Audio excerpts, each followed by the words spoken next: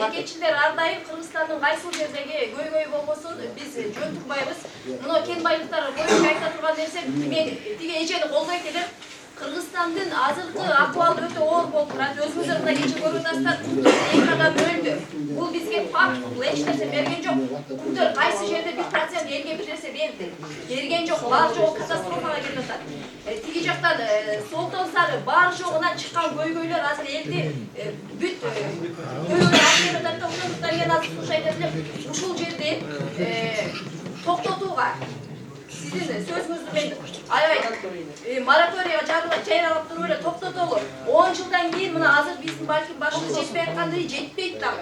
Бизге бул байлыктын азыр кереги дагы жок. 10-15 жылдан кийин действительно азыркы өнүгүп келе жаткан биздин келечек муундар өздөрү келип казып өздөрүнө пайдалуу кылып алып алмай, бул чет жактарга берүүнүн бул кыянаттык, биздин урпактарга кыянаттык деп